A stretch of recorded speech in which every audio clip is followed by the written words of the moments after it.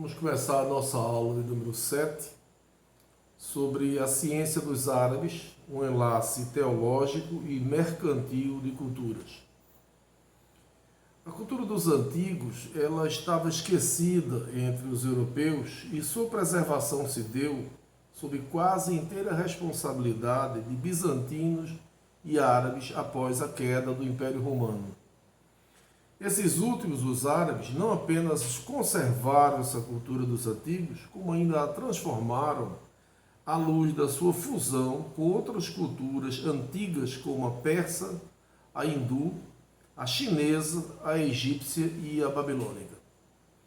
Oriundos do deserto, os árabes unificaram-se em torno da religião islâmica já no século VIII e constituiu-se num grande império que se estendia pela costa mediterrânea da África e que atingia até a Espanha. O Islã era então a mais esquemática e descarnada das fés. Entre Alá, o seu Deus, e os crentes, não havia nenhuma casta sacerdotal, nenhuma hierarquia. Abaixo do califa, seu chefe supremo, existia apenas uma democracia de guerreiros, onde essa ausência de escala social bem definida criava condições para que se pudessem se sobrepor muitas civilizações antigas, dando origem a uma grande difusão das ideias. Originalmente um povo de mercadores, o lema dos árabes era crer ou pagar tributo. Unificados por a fé islâmica, por muitas vezes os papéis do médico, do filósofo, do mestre e do comerciante se confundiam numa única pessoa e as noções, motivos e conceitos difundiam-se livremente pelo vasto império que ia da Índia às costas do Mediterrâneo. Nesse vasto império sem barreiras comerciais, a ciência encontrou um terreno fértil para o seu desenvolvimento, ao contrário do que ocorria na mesma época na Europa, que estava isolada do mundo e sujeita ao obscurantismo da teologia cristã. Dentre as contribuições do terreno da física, destacam-se suas incursões na óptica. Produziram os árabes também grandes matemáticos e astrônomos de valor. As primeiras pesquisas em óptica estão ligadas ao estudo das doenças dos olhos, muito comuns em regiões desérticas. Desses estudos práticos nasceram suas ideias sobre as lentes, e não na ordem inversa, como é possível se pensar. Primeiro se estudar as lentes e depois se aplicar a doenças. Opondo-se às teorias pitagórica, euclidiana, ptolomaica e outras mais, de que os olhos lançavam raios de luz que captavam a imagem dos objetos, Alhazen, que viveu entre 965 a 1038, sustentou que os raios luminosos provinham do objeto visado e que propagavam-se esfericamente desde o ponto de sua origem. Estudando experimentalmente o poder de aumentar as imagens com o uso de vidros, Alhazen desenvolveu ideias sobre o estudo das lentes convexas, que muito se aproximam das concepções modernas a este respeito.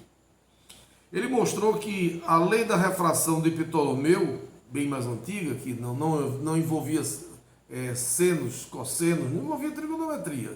Simplesmente era uma comparação de ângulos de incidência e ângulos de refração. E ela supunha uma proporcionalidade entre os ângulos de incidência e refração. Os árabes mostraram que essa lei era válida apenas para ângulos bem pequenos. Procedendo dessa correção, os árabes prepararam, me refiro especificamente ao Alhazen, né? De certo modo, a lei dos senos, que seria descoberta mais tarde por Snell, já no século XVII, de uma forma experimental e deduzida por Descartes. Alhazen construiu assim uma teoria da câmara escura, tratando da formação de imagens através de pequenos orifícios. As teorias de Alhazen não encontraram grande repercussão na Europa até a época do Renascimento, embora fossem de há muito conhecidas. Roger Bacon, um frade franciscano, referiam-se claramente a elas de forma frequente. A Perspectiva de Vitella, um livro do ano 1270, europeu, também se inspirou nessas teorias de Alhazen, e a Perspectiva Communis de John Peckham, da mesma época, mais ou menos dos anos 1230, também tentou resumir essas teorias de Alhazen. Apesar disso, as ideias de Alhazen não se impuseram até a época do Renascimento, constituindo-se uma escola alternativa e minoritária. Os árabes foram também grandes geómetras e astrônomos. Sua astronomia era indissociável de sua astrologia, estando ligada a uma visão orgânica do mundo que contemplava simultaneamente o microcosmo e o macrocosmo, e do qual a medicina e a alquimia eram também integrantes fundamentais. Em verdade, os árabes praticaram a alquimia por mais de 700 anos, buscando, dentre outras coisas, a transmutação dos metais, na convicção de que o domínio deste processo transformaria também o próprio experimentador, purificando das corrupções terrenas.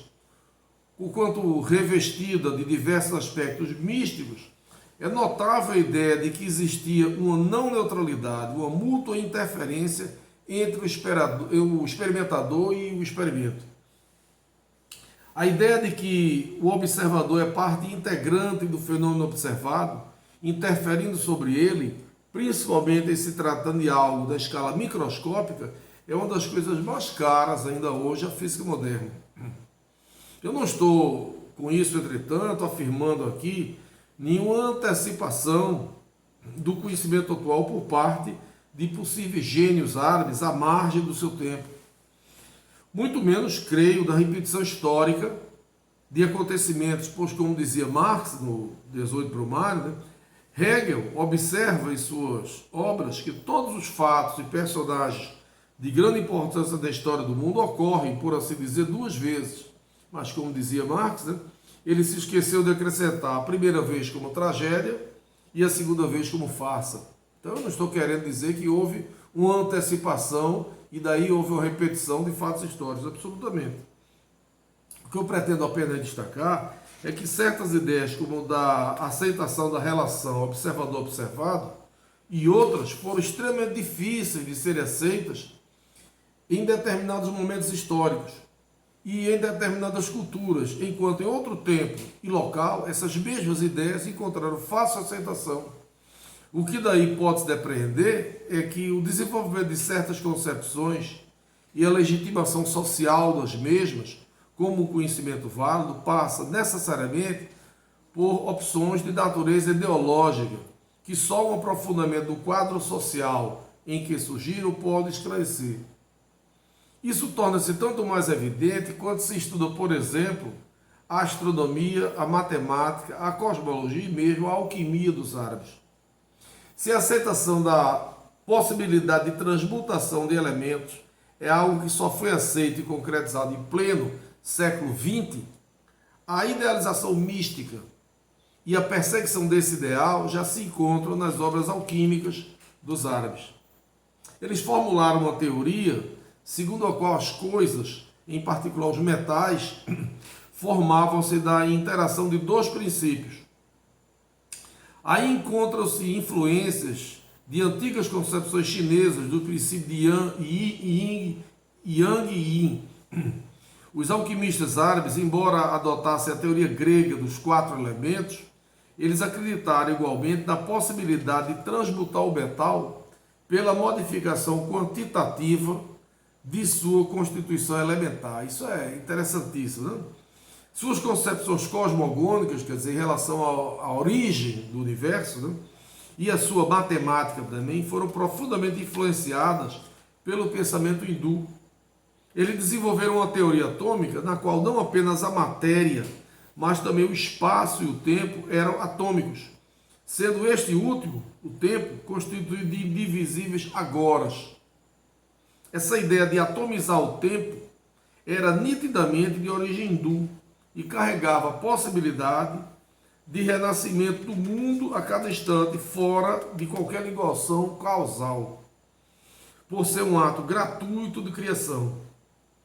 É interessante que se perceba que tais ideias estão relacionadas também com a origem do zero e, portanto, do nosso sistema de numeração, como alertava, por exemplo, o meu professor Mário Schemberg, que está no texto que ele escreveu.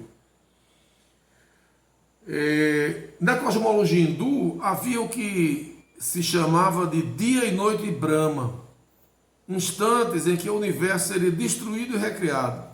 A esse respeito, existe uma lenda que o Gamow, George Gamow, cita no seu livro Biografia da Física, que relata a crença de que, segundo a antiga tradição hindu, o número de criações e recriações seria gigantesco e corresponderia ao número de possíveis nomes de Deus.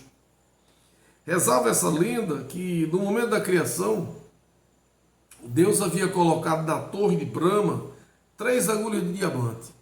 Sobre uma delas estariam 64 discos de ouro, de tamanhos crescentes. É a torre de Nin, né, que vocês conhecem, né? Aos sacerdotes caberia a tarefa de remover esses discos para outra das agulhas, sem que em nenhum momento um disco maior ficasse sobre um menor. Isso é um joguinho que hoje em dia se usa muito simplificadamente em matemática. Essa tarefa sagrada deveria ser realizada sem parar através de gerações, e quando estivesse completada, segundo a mística hindu, o mundo se encerraria em definitivo com um enorme estrondo. Pode-se argumentar que tudo isso não passa de uma lenda e que o dispositivo citado não passa do jogo infantil do Nin, embora tenha este geralmente apenas 7 discos de madeira. O fato é que esta curiosa questão carrega a ideia de constantes vazios, ou sunya, em sânscrito, o que não aparece no pensamento grego. Por outro lado, o cômputo do número de operações necessárias para dar conta dessa tarefa conduz à necessidade de escrever números gigantescos, impossíveis de se representar sem um sistema posicional como o que os árabes inventaram. Há ainda o fato de que se não forem contabilizados possíveis erros, esse cálculo conduz a uma série do tipo 2 elevado a 64 menos 1, que possui uma ordem de grandeza de 10 elevado a 19. Admitamos que em cada transporte de uma peça de um lado para o outro, fosse gasto 1 segundo. Esse número corresponde à cifra de 5,8 vezes 10 a 13 anos para a idade do universo. Apenas a título de curiosidade e comparação, as teorias mais recentes dão para tal idade o valor provável de 2 elevado a 10 anos. Os árabes assimilaram dos hindus as já citadas teorias atômicas relacionadas com o vazio e igualmente adotaram seu sistema de numeração decimal baseado na existência do algarismo posicional, o zero. O modo decimal de exprimir por palavras os grandes números na língua sânscrita e o uso de números enormes do pensamento cosmogônico indiano, em que sempre surgem ciclos de milhões de anos, foram motivo para que as pesquisas de uma grafia eficaz, que foi precisamente o sistema surgido aí pelo ano 500 depois de Cristo, o qual representa os números só com as 9 cifras, combinadas com o valor de posição decimal progressiva e com o zero. Esta era a novidade científica mais importante e que se levou o nome de Sunya, ou vazio. O Tratado de Cálculo indiano de Al-Khwarizmi, árabe Al-Khwarizmi, o Tratado do Cálculo indiano, difunde esse método Sunya e foi traduzido mais tarde como Sfi, ou cifra. Leonardo de Pisa, que é um matemático já italiano do Renascimento, latinizou por Zefri, ou zero. As primeiras menções conhecidas ao novo sistema de numeração aparecem nas obras dos hindus Aryabhata e Brahmagupta, relacionadas com questões astronômicas. Entre os árabes, as obras posteriores de Bhaskara já utilizavam com certa naturalidade esses novos símbolos. Com esses trabalhos, desenvolveram-se a técnica do cálculo, de forma que os números negativos já aparecem usualmente ao lado dos positivos. A princípio, as raízes negativas das equações eram abandonadas, mas em se tratando os árabes de um povo dado ao comércio, não é de se estranhar que tenham com o tempo interpretado essas raízes como débitos e como créditos, e assim tornando natural a sua difusão. A ciência dos árabes foi muito rica e conhecemos apenas parte dela. Nossa formação tipicamente ocidental se encarregou de apagar o valor e relegar o esquecimento às contribuições de outros povos e de outras civilizações como chinesa, indiana e outras mais. A única vinculação comumente feita é com a civilização cristã e a antiguidade grega. Só recentemente se tem desenvolvido pesquisas que tentam mostrar um passado da ciência diferente daquele que a tradição ocidental costuma assinalar com quase exclusividade. Nesse sentido, são importantes os trabalhos de Joseph Dida, que alguns eu referencio frequentemente, como a ciência da China, né? Que tentam dar conta do passado da ciência mais antiga, especificamente a chinesa, sobre os hindus, babilônicos e principalmente sobre a ciência dos antigos povos da América, como maias, astecas e incas. O desconhecimento é ainda mais acentuado. Em todo caso, a ignorância desse passado não nos faz esquecer que a Europa construiu sua pretensa superioridade cultural pela força do canhão. Para finalizar esse apanhado superficial da ciência árabe, eu vou me referir apenas aos trabalhos de 5 astrônomos muçulmanos, mesmo sabendo que eu estou deixando de lado um grande número de outros tantos, impossíveis de serem abordados num curso breve dessa natureza. O primeiro deles é Al-Batani, que viveu mais ou menos por volta de 850 após Cristo e que escreveu uma obra traduzida no século XII sob o título de Scientia Stellarum, Ciência das Estrelas. Delas são calculadas as órbitas planetárias segundo o sistema de Ptolomeu, considerando também as observações posteriores. Trata-se, na verdade, de um catálogo de estrelas que incluía ainda toda a astronomia da época. O que mais importa, no entanto, dessa obra é saber que, em primeiro lugar, ela era motivada pelo fato de que Al-Batani, assim como outro astrônomo contemporâneo seu, Tabit ibn Qurra, eles eram adoradores dos astros, pertenciam a uma religião, eles eram sabeus, não? A astrologia e a idolatria dos sabeus foi tolerada até o século XIII, quando foram aniquilados pelos mongóis.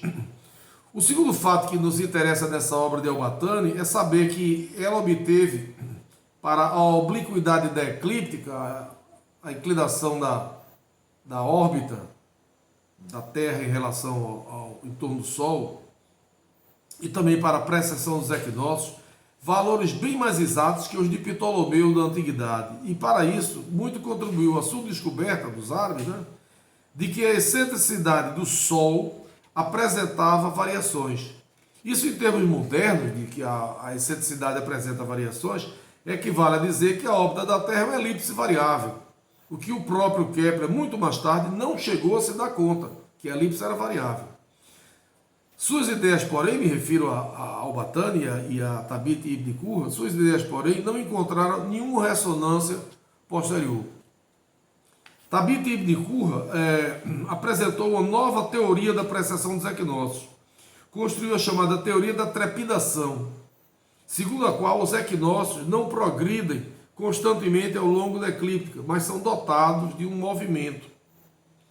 O terceiro astrônomo que eu quero destacar é Arzachel de Toledo. Toledo, a cidade junto de Madrid, que naquela época boa parte da Espanha era dominada pelos árabes, né? Que viveu mais ou menos em torno do ano 1050 e que elaborou no 1080 as chamadas tábuas toledanas, tábuas de Toledo, né? Tábuas de estrela, né? Modificando o sistema de Ptolomeu pela inclusão de um desvio elíptico para o epiciclo de Mercúrio. Era essa, em verdade, uma crítica ao anti-aristotelismo de Ptolomeu, ou seja, ao fato de que os seus epiciclos desobedeciam, os epiciclos de Ptolomeu, desobedeciam o princípio aristotélico da impossibilidade de movimentos circulares em torno de outros centros que não fosse a Terra. Outros astrônomos da mesma época, ou pouco posteriores, tentaram, talvez não de forma tão explícita, recolocar a astronomia dentro do paradigma aristotélico, da questão do dogma do movimento circular já preconizado por Platão. Foi o caso, por exemplo, de Havenpás, que morreu em 1139. Não é fácil, às vezes, dizer todas as datas de nascimento, porque elas são desconhecidas, nascimento e morte. Abu Basser, que desapareceu também em 1185, ao Petrúgios, falecido em 1200, o grande divulgador, porém, das ideias de Aristóteles entre os árabes foi Averroé, ou Averroes, como muita gente chama, né? E os árabes, de um modo geral, eles tentaram recuperar o antigo modelo de esferas concêntricas de Eudóxio de Quílido, que era um discípulo de Aristóteles, mas não obtiveram êxito, pois se Eudóxio não havia conseguido dar conta do recuo dos planetas, os movimentos conhecidos destes eram bem mais complexos e numerosos. As ideias de Azaghel não parecem ter feito escola também, dado que elas tentavam corrigir uma desobediência ao paradigma, introduzindo uma outra desobediência, tão ou mais polêmica que aquela. Por outro caminho, no entanto, essa ideia iria se estabelecer com os trabalhos de Kepler, muito tempo depois, já do século XVII. O quarto astrônomo que eu quero me referir é Nassim al-Din al-Tusi, ou simplesmente Nassim ad-Din, que elaborou as chamadas tábuas ilkhanianas, novamente tábuas de movimentos estelares observados, né? Em homenagem ao governador mongol Hulagu Khan da Pérsia, né? O Hulagu Grande, neto de Gengis Khan, que mandou construir para ele um observatório nos jardins do palácio, para Nassim al-Din al-Tusi. Tanta deferência por parte de um guerreiro deixa supor o quanto a astronomia e a astrologia deveriam estar entrelaçadas. O que mais acentua essa condição é o fato de que Nassim era o vizir, ou seja, o primeiro-ministro, mais ou menos, de Hulagu, que, portanto, nada fazia sem consultá-lo. No Observatório Astronômico de Nassim, foi organizada uma biblioteca com quase 400 mil volumes. Não me refiro a livros, mas a rolinhos de papiro, né?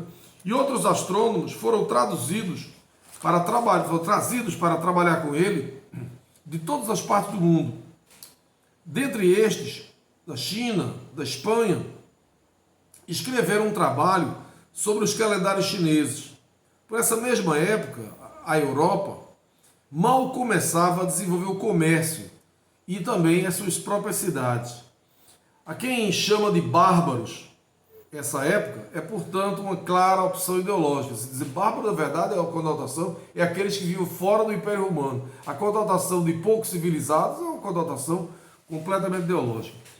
Nassim, o grande astrônomo que estou me referindo, deu grande contribuição também à matemática, à perfeição da trigonometria de Hipparco, e substituindo, como em outros trabalhos da época, a corda dos gregos pela semicorda ou seno dos hindus. Ele escreveu ainda sobre forma algébrica, as relações trigonométricas e estabeleceu as fórmulas para o arco soma, como por exemplo seno de A mais B. Mas o trabalho que mais nos interessa de Nassim al-Din é a estrutura geométrica que ele estabeleceu para o estudo da órbita de Mercúrio. Pesquisas mais recentes mostraram-se esta estrutura a mesma que Copérnico usou mais tarde. Ambos usaram a mesma combinação de movimentos circulares para produzir o movimento retilíneo. Essa notável coincidência faz supor a influência da astronomia muçulmana sobre a obra de Copérnico, a qual se vai discutir depois, né? A Revolução Copernicana. O quinto astrônomo árabe que eu gostaria de citar é Ibn ash-Shati, que viveu mais ou menos por volta do ano 1350. Ele compôs uma teoria do movimento lunar que recentemente, em 1957, se mostrou ser absolutamente idêntica à teoria de Copérnico contida no Célebre de Revolucionibus. O que aqui está em jogo com essas informações é menos a originalidade das ideias de Copérnico e mais a velha questão colocada desde o início do nosso curso, de que certas teorias, certas ideias têm aceitações diferentes em épocas e locais diferentes. O que faz necessariamente uma teoria ser ou não ser aceita? Essa é a questão, não? Cada vez mais parece ser muito simplista a tentativa de buscar a resposta analisando exclusivamente, apenas, os próprios aspectos internos dessa teoria. Entender a história das ideias é algo que envolve um esforço bem maior que a pura análise lógica dos termos que estão contidos na expressão dessas teorias. Muito pouco foi dito sobre a ciência árabe, mas se pode retornar a ela casualmente. Inclusive eu quero citar aqui um filme muito interessante feito pela BBC sobre ciência árabe. Depois eu coloco a referência mais especificamente e tem ele até traduzido e legendado para o português. Cabe finalmente ressaltar que foi basicamente através dos árabes que o Ocidente teve acesso ao vasto conhecimento dos gregos, além das próprias contribuições que esses muçulmanos deixaram. Esses cultuadores da álgebra e da trigonometria tiveram sempre sua ciência orientada para fins que lhe pareciam práticos, como a astrologia, a agrimensura e a solução de problemas trazidos pela complexidade de relações comerciais. O declínio de sua ciência está associado à própria decadência política e econômica de sua civilização. A associação da ciência árabe com reis e com ricos mercadores, que no início havia sido motivo de desenvolvimento, terminou por levar com o tempo ao enfraquecimento, pois a ciência transformou-se em algo totalmente dissociado do povo. A sujeição de camponeses e de artífices destruiu o mercado, impossibilitou a indústria e inviabilizou o conhecimento prático. A antiga estrutura de uma democracia de guerreiros foi dando lugar a um sem número de pequenos califados e gerando uma espécie de feudalismo antecipado, que destruiu a estrutura do império, sujeitando o mesmo a constantes invasões.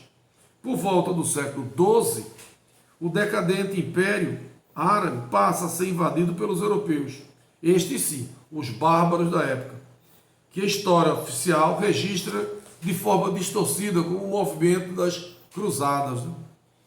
Movidos basicamente por interesses econômicos, desejosos de saquear as ricas cidades muçulmanas, os europeus se lançaram numa série de invasões, as ditas cruzadas, que se revestiram de uma mística religiosa de libertar a Terra Santa dos infiéis.